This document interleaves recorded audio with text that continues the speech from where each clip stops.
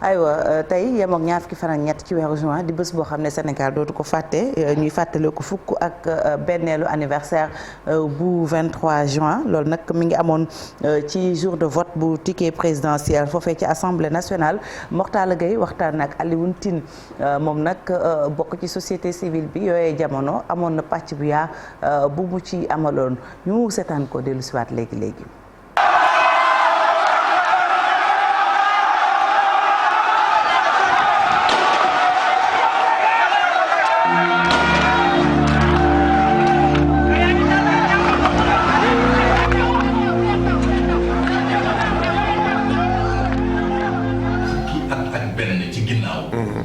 mbirum 23 juin bi tey mu nar a def célébration bi tey jii ci 23 juin bi dañu bëggoon nga wax ñu avant 23 juin bi nan nga dundee pression bi la état bi ak pression bi ngeen amoon pour rassembler nit ñi devant l'Assemblée nationale. waaw man nag avant 23 juin bi période boobu sax yaakaar naa aw moon tiitukaay amul woon pression boo xam ne moom mu doon arrêté au contraire avant 23 juin ñun ñoo teg pression état parce que mbiru 23 juin moom ma fekkoon ñun ñu am benn rapport bu am solo boo xam ne ñu ngi ko tuddee juróom fukki at après indépendance yi lan moo ci des donc ñu jël état bu nekk liggéey ci état Sénégal bi ñu génnee kii boobu nag mu ne plus de 200 pages rapport boobu Fondation Evert invité ma Genève Nations Unies ma dem présenter ko ambassadeur yi ne foofu c'était du 14 après au 16 le 16 ci lañ ma woo ni ma Alioune Tine am na benn loi boo xam ne dañ ko génne pour que léegi élection yi bu fekkee ne am nga 25% rek nga jàll et te it ticket lay doon ci laa ne daal loolu bu fekkee ne am na te ñu bëgg def 3e mandat ñun dañuy woote manifestation devant l'Assemblée nationale le 23 juin bi ñu ko waxee le 16 ci la ñu commencé téléphoner nag ñin ñi à peu près on était à peu près une dizaine de personnes ñu lancé affaire bi bi ñu defee conférence de presse bi rek bés bu nekk ñin ñi ñëw fees tel mel na ñun ñëpp dañu bokk déggoo loolu dañuy fees rado ñu jóge fa daal di ni léegi nañu dem seeti ñi nga xam ne ñooy parti politique yi ñu dem waxtaan ak ñoom ñu dem ci kër Dansokho ñu fekk leen fa ni leen ñun dañuy def manifestation le 23 juin dañ bëgg ngeen bokk ci ça veut dire initiative 23 juin du woon politique initiative 23 juin société civile la. la veille 23 juin nan nga ko dundee. la veille gaa la fanaan par exemple. sama kër laa fanaan. sa kër. sama kër gii laa fanaan jóge fi dem danger bi mooy bi ñu fa demee ba nga xam ne à 11h may traversé assemblée nationale ñu agressé bu metti bu bàyyi ay traumatisme sax si man parce que boo jógee ci foofu ngay xam ne sax. nan la agression bi daanee parce que ñu bëri aussi il faut nga rafraîchir la mémoire. dañu demoon def évaluation rado ba pare jóge fa daal di delluwaat assemblée nationale je pense que ñu ngi foon ak ñoom maam Adama Gueye àndoon ak ñoom Cheikh Tidiane Gadio waaw bi ñu demee ba kii may traversé rek fekk na waa PDS yaa nga fa woon ak ay mbër yi ñoo ma attaqué alkaati yaa nga fa woon sax jàppuñu ma c'est des gens yoo xam ne ñoo jóge fële ñëw jàpp ma fekk maa ngi nekk daanu nekk ci suuf après gars yi jël ma yóbbu ma kër Ousmane Diagne foofu. da nga xamoon na. complètement j'avais complètement perdu le kii après nag ci lañ ma yóbbu ci ni ñuy wax urgence waaw urgence gars yi jàpp jël yóbbu ma de toute façon maa ngi dellu siwaat ci man ci ngoon si vers les coups de 18-19 heures. fekk na presque. patron hôpital bi je pense que c'était le général Wade ou quelque chose comme ça mu ñëw ni ma ñëw xool ma ni ma tu as gagné ton combat mu ne ma tu as gagné ton combat on a retiré la loi. nan la def moment boobu. c'était extraordinaire bu ma ko waxee kay c'était très bien mais nag foog ma souligner nag benn affaire parce que dafa am ay erreurs yoo xam ne moom la ñuy def hôpital xam nga boo ñëwee ba ñu indi la rek gars yi daal daw indi butéel yi boobu tamit c'est très important bi mu demee ba di ma samp butéel bi rek ma ne ko yow lii nga def am na suukar wala amul suukar mu ne ma am na suukar ma ne ko bàyyi xam nga bala ñu lay faj normalement war nañu xool sax sa dossier médical laaj la est-ce que am nga diabète est-ce que amuloo diabète wala yu mel noonu. yow boo amuloon sa brin de lumière la am lucidité dernier moment bu ma ko amul woon. kon kan du fi wax ne Alioune Tine non. te loolu tamit li tax ma def ko ñun RADDHO dañu amoon suñu benn gardien bu tudd Pape Ndar Faye Pape Ndar dafa amoon accident comme ça ma ne mu daanu ñu jël ko yóbbu ko clinique gars yi sol ko affaire bi mu dee loolu moo tax ma am réflexe bi ni ko am na suukar wala amul suukar parce que je me suis dit mais Pape Ndar lii moo ko rey.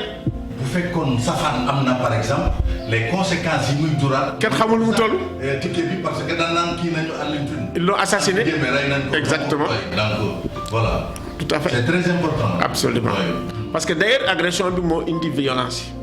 parce que rajo yi naan dee naag deewul ñu ko doon wax sax ci rajo yi mais c'était très dur mais li gën a dur mooy après c'est que traumatisme yi ngay am les rêves yi ngay am kooku sa waa kër ñoo koy xam di la yee tël. ngay waxtu yuuxu exactement si tu as des cauchemars terribles c'est-à-dire que boo génnee ci kii post-traumatique foofu ngay war a xam ne war nga gis psychologue quoi ci balaa dee ma ne man de psychologue yi waroon nañu am affaire ci man xool nan lañ may faje ba ma kii mais je l'ai vécu seul mais il faut être très fort pour nga vivre loolu il faut beaucoup de force. Est-ce que doo jàppee sa bopp un miraculé? J'étais un miraculé. J'étais véritablement un miraculé après le 23 juin. Gis nga bi yëf yi taree maa ngi fàttaliku léeg-léeg daaw ma jël sama oto parce que sama oto su ma ci duggee niñ may toppee beneen affaire la may jël taxi am na bés kii laa àndaloon Mamadou Lamine Diallo mais dañ xam ne man la rek dañu tiré ci oto Mamadou Lamine Diallo toj vitre bi. est-ce que yu mel noonu boo ko doon dund est-ce que di nga bàyyi xel ci sa njaboot nga ni man bu ma génnee xëy na safaan mën na am est-ce que doon nga dénkaane ci sa njaboot par exemple pour ñuy bàyyi xel que ni da nga nekk ci benn mission risques yi ci nekk mën na ma sax emporter boo moytul est-ce que doon nga bàyyi dénkaane yow ci sa njaboot. par exemple déedéet. pour bañ leen peut-être tiital. xam nga man ci sama bopp je n'avais pas conscience. du danger ni sécurité bi nga xam ne moom laa war a àndal sincèrement c'est après le 23 juin que la ñu xalaat def un système boo xam ne pour sécuriser davantage am garde du corps yoo xam ne dañ may topp am ñoo xam ne dañuy ñëw fii ci kër gi di surveiller yooyu yëpp day am c'est-à-dire que su fekkee yow da nga am affaire ak pouvoir et puis nga nekk un danger pour le pouvoir bi lépp lu mu mën a def pour liquider la daf koy def bon am na ko xam ne du ma tudd turam xulóo naag moom sax su ma woowaan waaw président de la république nee na mun nga waxtaan ak ñoom fu ne mun nga dem fu ne wax ak moom waaw comme dama yaru dama la naan toujours dégg naa la rek du ma nekk di polémiquer du ma def dama naan dégg naa la daal di waaw bu ma demee def li may def wax ko ñeneen parce que temps yooyu quand même bu fekkee ni yaa ngi nekk ci épreuve yooyu ba pare nekk ci enjeu yu rëy yooyu il faut nga ànd ak sa xel bu baax. lu ne dëgër këj. parce que aussi Wade xam nga moom dañ ko doon ji nii indi bu jox la mallette est-ce que amul woon ay tànk. si wax nañ ma loolu. de corruption par exemple. si j'ai vécu ça wax nañ ma boo ñëwee boo bëggee foo munti dem président mun na fa kii waxtaan ak yow nangam. jox la lii jox la laa nangam. liñ la def nii ci 23 juin bi moo continuer ci présidentielle yi parce que nervi yi sa kër la. gis nga nervi yi. RADDHO la ñu njëkk. dañu ñëw RADDHO bi ñu ñëwee ba gaare di wàcc Abdou Samad Mbacké moom dafa dem ñëw dañu gaare mu gaare fekk ni radote bés boobu mu ngi fees dell ak nit parce que ñu ngi amoon conférence de presse journaliste yi fees fa dell waa ji wàcc waram nañ dem fii dafa war a nit loolu yëpp Abdou Samad di ko dégg ñu jógee si ñun dem kër Bathily fekkuñ fa Bathily bi ñu jógee ci kër Bathily fekkuñ ko fa ci la ñuy dem kër Jean ci seen kër Barthélemy ci mairie Barthélémy Dias. mais yow yii yëpp boo ko dundee te nga ñëw fii Sénégal toll fi mu toll tey est-ce que doo ko regretter parfois.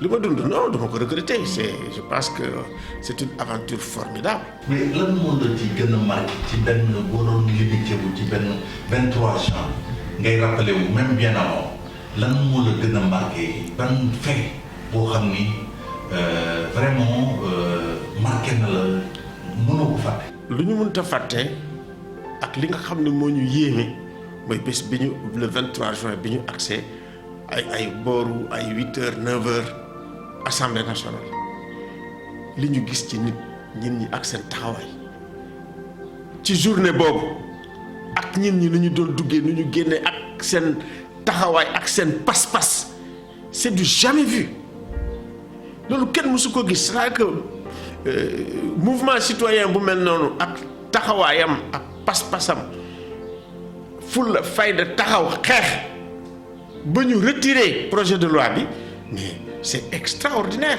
journée boobu c'est unique c'est historique. Le président a reçu des messages de partout et c'est fort de tout cela qu'il m'a chargé de retirer le projet de loi.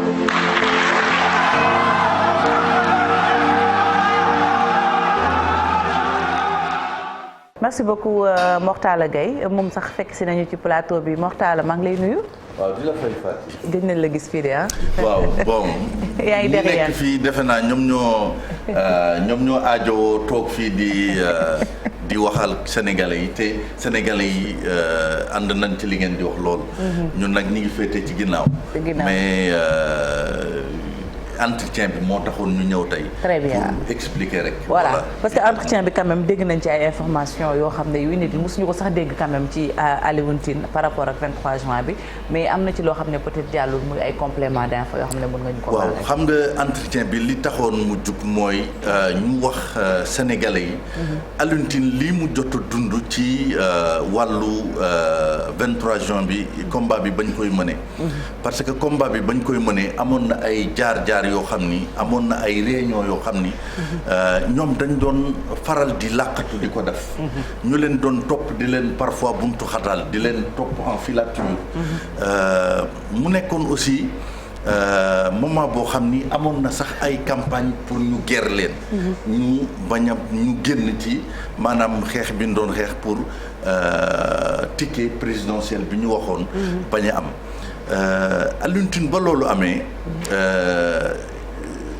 raconté na lépp ci 23 juin parce que 23 juin léegi 2011 ça fait fukki at ak benn mais Alioune Tine li ñu doon faral di dégg mu koy wax mooy maanaam ni mu dundee 23 juin bi manifestation yi ni mu demee woon mais mësul wax wala boog raar nañu dégg ko fitna ak woote yi ñu doon woote këram di ko menacer de moom ak bañ ko yóbboo également clinique li ko naroon faat parce que dafa ñëw rek comme ni mu ko waxee ñu samp ko butéel mu ni leen baa am na suukar xëy na peut-être boo amul woon sa brin de lucidité la tey ji peut-être xëy na leneen la ñuy wax donc yooyu yëpp butéel bi ñu ko naroon sampal dafa amoon suukar dafa am suukar moo tax te loolu ñu ngi ko jëlee ci benn seen benn employé Ndaar Fay bi nekkoon rajo yàlla na ko yàlla yërëm moom dafa feebaroon ñu yóbbu ko clinique